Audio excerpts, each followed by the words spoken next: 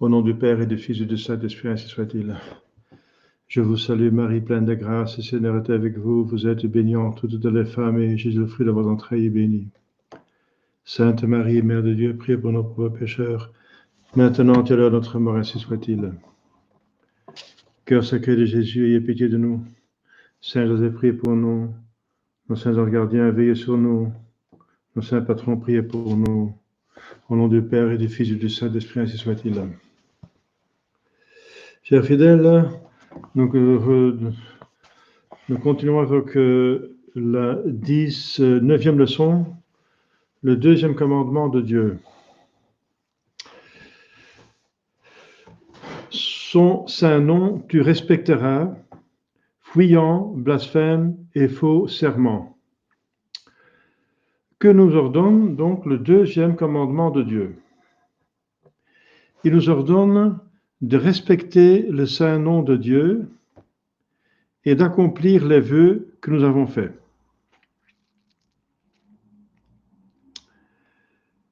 Que nous défend le deuxième commandement de Dieu? Il nous défend tout manque de respect envers le saint nom de Dieu et en particulier le blasphème, la violation des vœux et le mauvais serment. En quoi consiste le blasphème?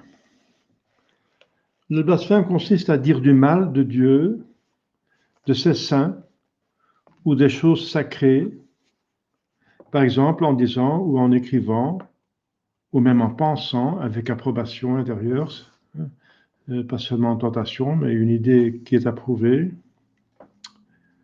ou en écrivant, etc., et en publiant, etc., manifestant que Dieu n'est pas juste et n'est pas miséricordieux, qu'il ne se soucie pas du monde, que la religion ou l'Église, la vraie Église de Dieu, est la cause de tout le mal qui arrive sur la terre.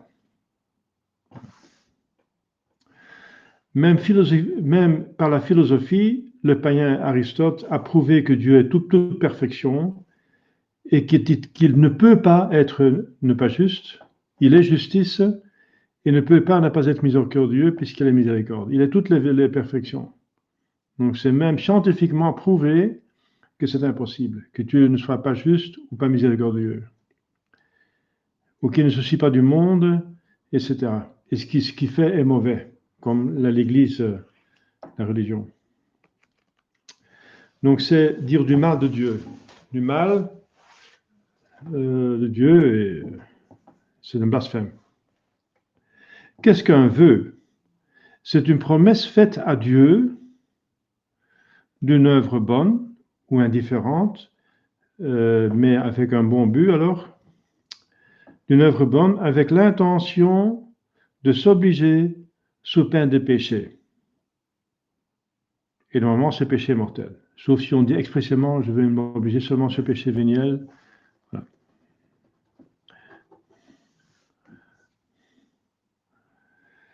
Si ce n'est pas une promesse faite à Dieu, bien sûr, ça peut être une bonne intention pour améliorer sa vie. Oui, des bonnes résolutions de prendre. Donc, si on ne les tient pas, on ne fait pas un péché contre la résolution. On fait un péché éventuellement puisqu'on fait quelque chose de mauvais. Mais le vœu, c'est une promesse faite à Dieu sous péché grave, donc on est obligé de le faire. Donc c'est bien d'agir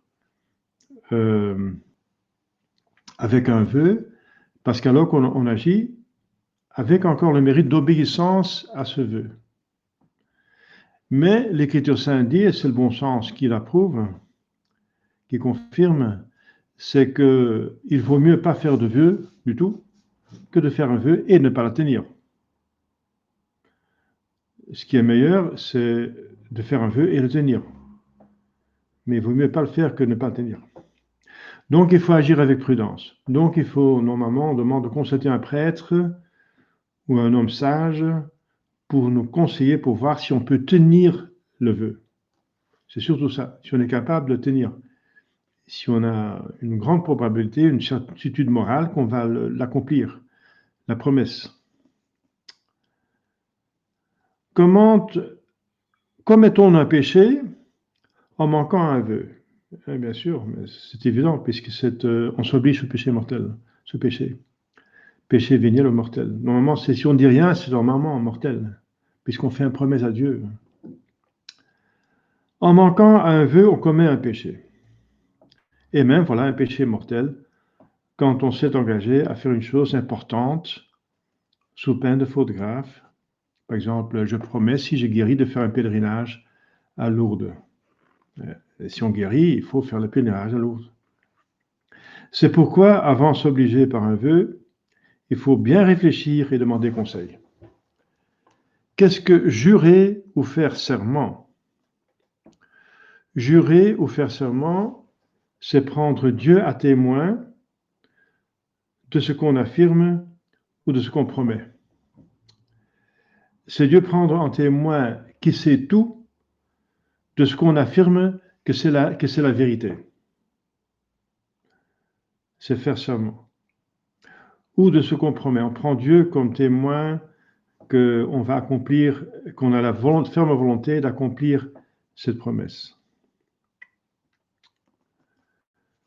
Donc, un parjure, c'est grave. C'est prendre Dieu en témoin que c'est une vérité, ce qui est finalement un mensonge. Et vous comprenez, c'est grave.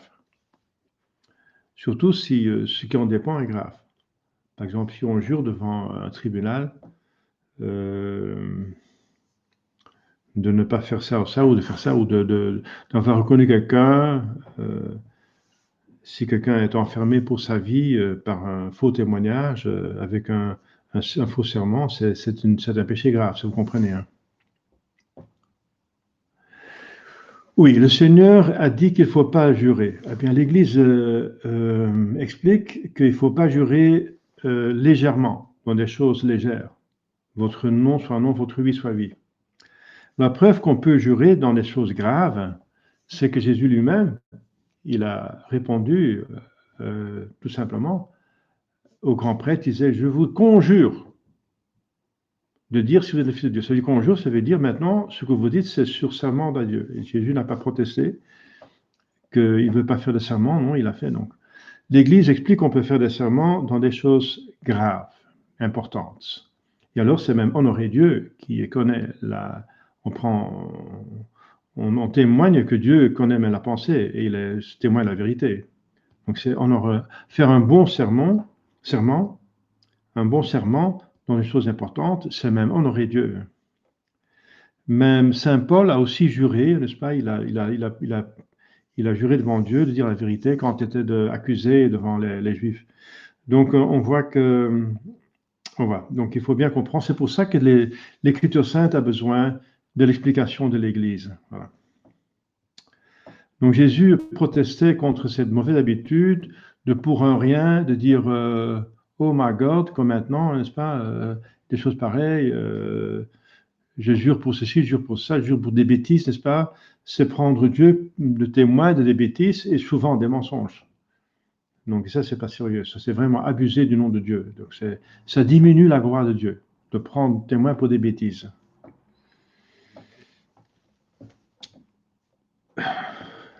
Et considérer être un serment devant Dieu si on jure sur la tête de ses enfants, quelque chose de grave, comme à l'époque sur le temple de Jérusalem, sur la tête de ma mère, sur la tête de mon enfant, c'est comme si on jure devant Dieu, donc prendre Dieu à témoin, parce que ce sont des choses qui sont si graves qu'ils ont rapport au Créateur. Si on jure sur la tête de ses enfants, eh bien les enfants sont des créatures de Dieu, donc on jure finalement sur le Créateur. Donc c'est considéré par l'Église comme aussi grave que de jurer devant Dieu, donc en prenant Dieu comme témoin. Voilà. Quand le sermon est-il un acte qui honore Dieu? Quand il est fait pour une cause grave et juste. Et juste, ça veut dire que c'est juste, ou que ce n'est pas un mensonge. Voilà. Quand le serment est-il défendu? Voilà, donc c'est ça que Jésus a défendu, c'est quand il est fait sans nécessité ou quand on affirme sous serment ce que l'on sait être faux ou quand on s'engage par serment à faire une mauvaise chose. Donc, bien sûr, c'est encore plus grave. Donc, s'il n'y a pas d'autres questions, je vais voir ce qu'en dit, disent la théologie morale.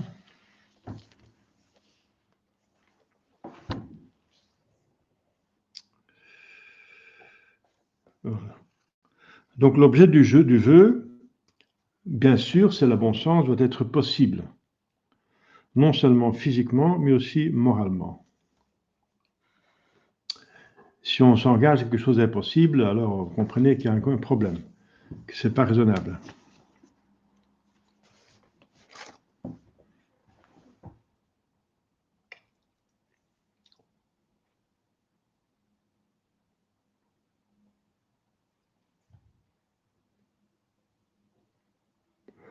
Par un vœu, on peut s'obliger soi-même, mais on ne peut pas obliger les autres.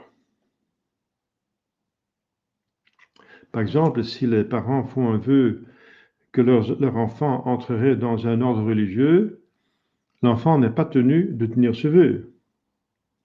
Mais les parents sont tenus de lui donner une éducation correspondante, qui prépare éventuellement à la vocation.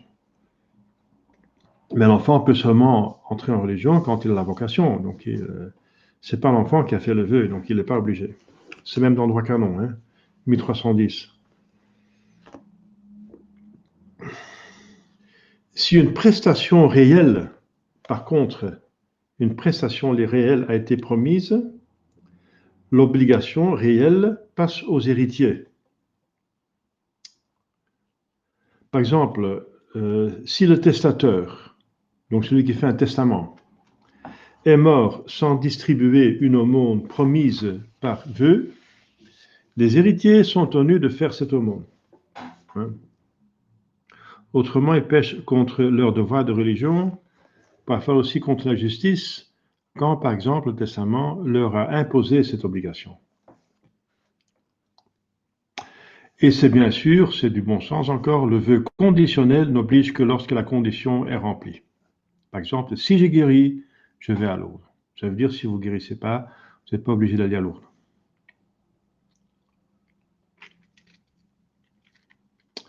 Alors, il y a des règles pour l'interprétation du vœu. Il faut tenir compte, bien sûr, de l'intention de celui qui l'a fait.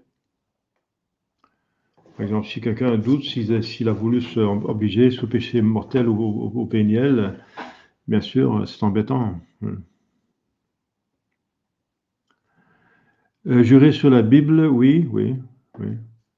Le vœu, le serment sur la Bible, ou bien sur un missel, ou sur une écriture sainte, sur un livre saint, c'est expressément juré devant Dieu, oui. C'est un usage universel dans l'Église. C'est pas seulement en Amérique. C'est pas seulement pour les Américains. Oui. Par contre, le serment qu'on prête maintenant dans le Parlement et le Sénat n'a pas beaucoup de sens puisque la plupart des gens qui sont là ne croient pas en Dieu. Alors, jurer, c'est justement prendre Dieu en témoin que je dis la vérité, que ce que je promets, qu'il voit dans mon cœur et que je suis sincère en faisant ce vœu. Donc, je jure que ça ne veut plus rien dire. Donc, c'est seulement possible. Donc, ça se fait encore dans les parlements, mais ça n'a plus de sens. Ça ne veut plus rien dire. Si les gens ne croient pas en Dieu, on ne peut pas prendre Dieu en témoin si on dit qu'il n'existe pas. Alors, c'est absurde.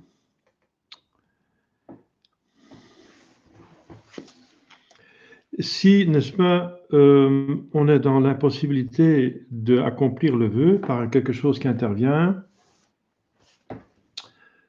eh bien, on a le choix, ou bien on n'est pas tenu du tout. Par exemple, quelqu'un a promis de faire un pèlerinage, mais il tombe paralytique, alors il ne peut pas le faire. Ou bien, très difficilement, dans son idée, c'était aller à pied, quelque part, par exemple, faire un pèlerinage à Ostaker, ou à Montaigu, on peut le faire à pied. Alors il peut le faire en voiture ou en autre chose, bien sûr, mais s'il avait dans son idée promis de le faire à pied, il peut pas le faire, alors il est donc dispensé, ou bien s'il est vraiment honnête, il peut demander à un prêtre pour commuter, pour mettre une autre œuvre à la place. Par exemple, lire pendant un mois tous les jours le rosaire. Bon, au lieu de pèlerinage à pied, le prêtre peut changer, n'est-ce pas, en une œuvre qu'il peut faire, une autre œuvre, bonne œuvre, qu'il est capable d'accomplir.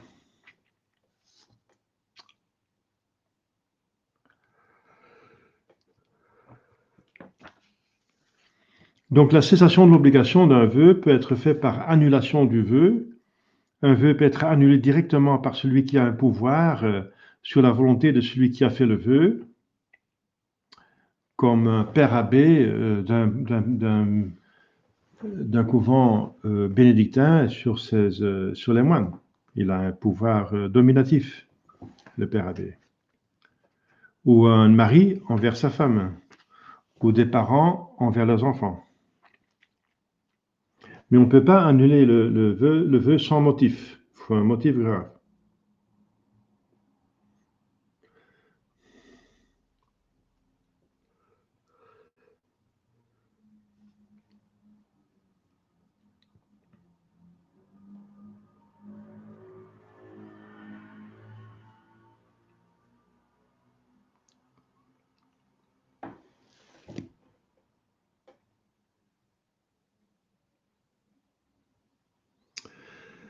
Par la dispense,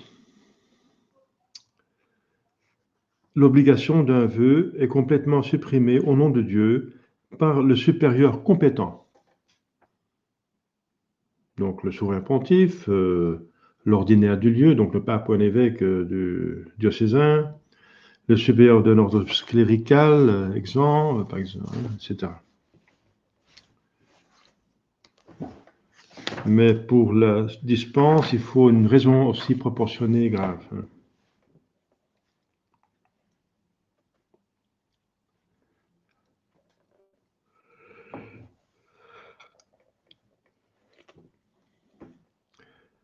Par exemple,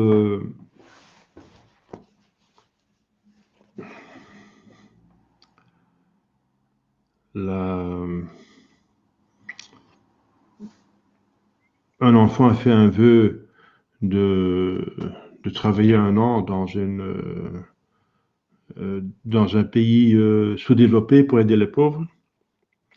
Et le père dispense parce qu'il doit faire des études pour d'abord obtenir un diplôme. Donc, il ne peut pas mettre son diplôme en danger, il dispense. Ou bien, il remet à plus tard, après son diplôme, etc. Donc, il peut le faire. La commutation, comme je viens de dire, c'est changer l'œuvre en une autre bonne œuvre, qui est correspondante, mais qui est possible, puisque l'autre œuvre est devenue difficile, oui, ou même impossible.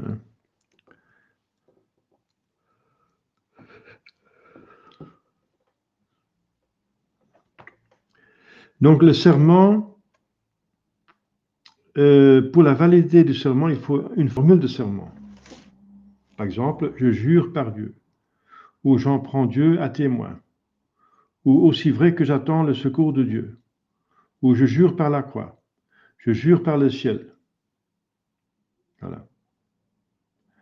Ce sont des formules non équivoques qui sont valides. Il y a des formules équivoques qu'il faut éviter parce qu'elles sont équivoques, donc ça rend le doute si c'est vraiment un serment. Par exemple, la formule suivante, Dieu le sait. Bon, Dieu le sait quoi? Que je vais le faire ou pas le faire? Dieu sait tout alors. Dieu voit ma conscience. Mais qu'est-ce que ça veut dire?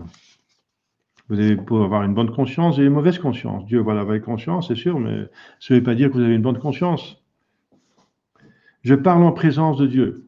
Ouais. C'est équivoque, parce qu'on peut mentir en présence de Dieu.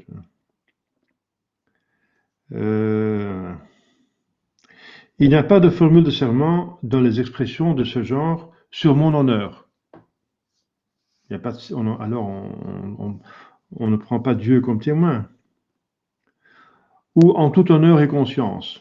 Non. C'est pas un serment au sens strict. Aussi vrai que je suis en vie, ceci est aussi vrai que Dieu vit.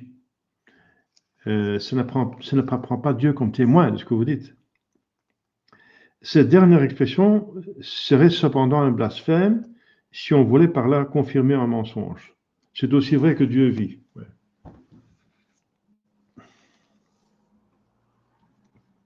Donc il faut une formule valable, donc non équivoque, et l'intention, bien sûr, il faut avoir l'intention de jurer. Elle doit exister au moins virtuellement.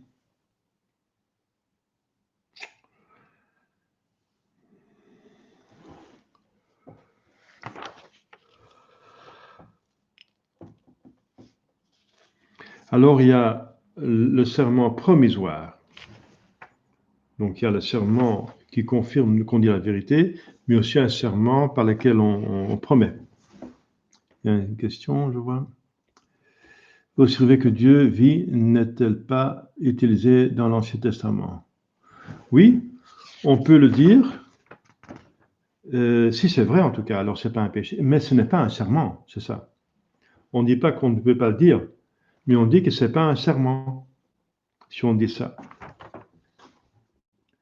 On ne peut pas dire si on ment, mais on peut dire si on dit la vérité. Voilà. Mais ce n'est pas un serment. Voilà.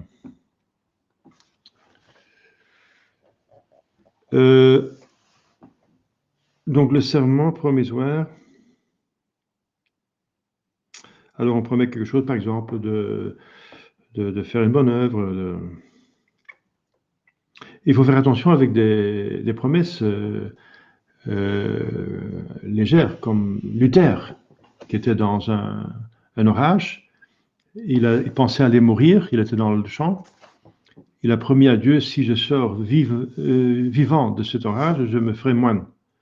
Il est sorti vivant, il s'est fait moine et c'est devenu la catastrophe. Il n'avait pas la vocation, donc une vocation forcée. Donc c'est très dangereux de faire des serments promisoires à la légère. Et un serment très dramatique, c'est celui d'Hérode quand il a promis à la danseuse tout ce qu'elle lui demandait. Alors il demandait la tête de Saint Jean-Baptiste. Eh bien, on n'est pas tenu de faire d'un crime, n'est-ce pas? Ça suppose demander quelque chose de bon, de bien, pas quelque chose de criminel. Hein? Il aurait pu demander, alors suicide-toi. Alors, c'est n'importe quoi. Donc, bien sûr, il n'a pas dû tenir cette promesse. C'est là parce que c'est une mauvaise chose que la danseuse demandait. Donc, l'adjuration, j'en ai parlé, consiste à essayer de déterminer quelqu'un à faire ou à omettre quelque chose au moyen de l'appel à Dieu, ou à une personne sainte, ou à une chose sainte. Voilà. L'exorcisme est une adjuration par laquelle on somme le démon de sortir d'un possédé ou de ne pas nuire à quelqu'un, et on le somme au nom de notre Seigneur Jésus-Christ, bien sûr, parce que Dieu est le seul qui est plus fort que le diable. Donc l'exorcisme est une adjuration à un démon. Et au nom de Dieu, il doit obéir, puisqu'on a reçu le pouvoir de notre Seigneur Jésus-Christ de chasser le démon, surtout les prêtres et les évêques. Donc la profanation de Dieu, on a vu, ça se fait aussi par un blasphème.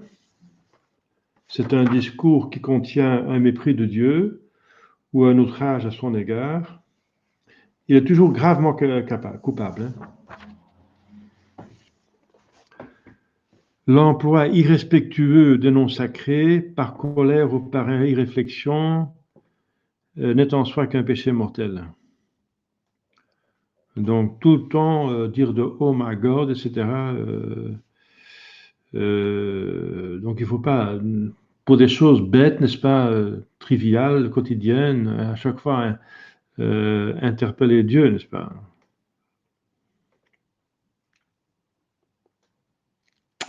Voilà, je pense qu'on a fait le tour